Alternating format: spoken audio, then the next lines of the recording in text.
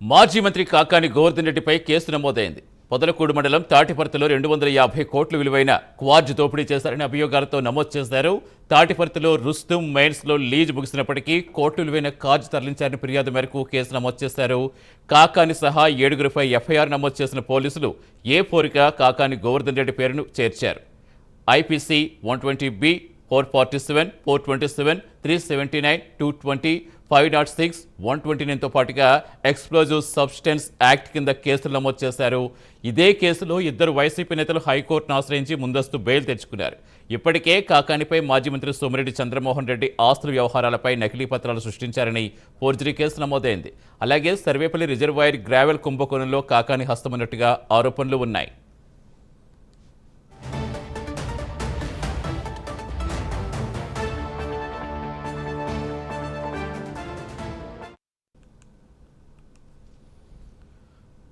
మాజీ మంత్రి కాకాని గోవర్ధన్ రెడ్డిపై కేసు నమోదైంది. పొదలకూడు మండలం తాటిపర్తిలో 250 కోట్ల రూపాయల విలువైన క్వార్జ్ దోపిడీ చేశారని అభియోగాలతో నమోదు చేశారు. పూర్తి సమాచారం ఇచ్చేందుకు మా కరెస్పాండెంట్ నరేష్ జరుగుతున్నారు. Good morning Naresh. ఇప్పటి వరకు చాలా ఆరోపణలు వినిపించి ఇప్పుడు కేసులు నమోదయ్యాయి, ఏం చెప్తున్నారు?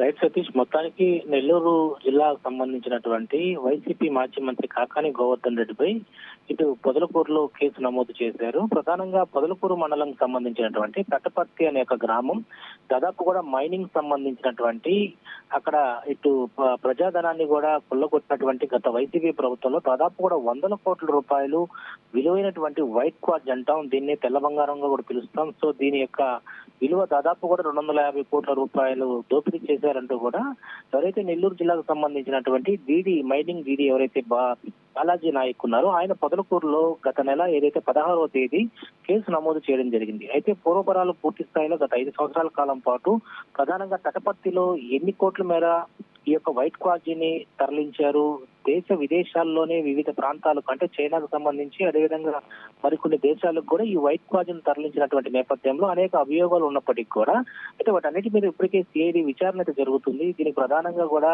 ఎవరైతే సర్వేపల్లికి సంబంధించినటువంటి ప్రస్తుత ఎమ్మెల్యేగా ఉన్నటువంటి సోమిరెడ్డి చంద్రమోహన్ రెడ్డి గతంలో కూడా ఈ యొక్క తటపర్తికి సంబంధించినటువంటి వైట్ క్వార్జ్ ఏదైతే ఉందో ఆ వైట్ క్వార్జ్ లో ఆయన నిరాహార దీక్ష చేశారు. అంటే ఆయన దీక్ష చేసినటువంటి సమయంలో దాదాపు కూడా ఆ క్వార్జ్ నుంచి అనుమతులు లేనప్పటికీ కూడా లీజ్ ముగిసినప్పటికీ కోట్ల విలువైనటువంటి క్వార్జ్ని ఇక్కడి నుంచి తరలిస్తున్నారు. దీన్ని వెంటనే కూడా జిల్లాలో ఉన్నటువంటి అధికారులందరూ కూడా అప్రమత్తమై ఆపండి, లేకపోతే ప్రజలకు అవసరమైనటువంటి ప్రజాధనాన్ని పూర్తి స్థాయిలో కూడా కొల్లగొట్టేటువంటి ప్రయత్నం చేస్తారని చెప్పి అప్పటి వైసీపీ ప్రభుత్వంలో ప్రస్తుత ఎమ్మెల్యే సోమిరెడ్డి చంద్రమోహన్ రెడ్డి నిరాహార దీక్ష చేశారు. సో ఆయన్ని అప్పుడు పోలీసులు కూడా అరెస్ట్ చేసిన తర్వాత పూర్తి స్థాయిలో అప్పుడు ఒక గందరగోళ పరిస్థితి నమోదైంది. ఇదే ప్రస్తుతం కాకాని గోవర్ధన్ రెడ్డిపై మరో 7 మందిపై కూడా ఈ యొక్క మొత్తం మీద 10 మంది మీద కేసు నమోదు చేయడం జరిగింది. కాకాని సహా 7 మందిపై ఎఫ్ఐఆర్ నమోదు చేసిన పోలీసులు A4గా కాకాని గోవర్ధన్ రెడ్డి పేరుని ఎక్కించడం జరిగింది. ఇది ప్రధానంగా కూడా పలు సెక్షన్ లో కూడా కేసు నమోదు చేసిన దాంతో పాటు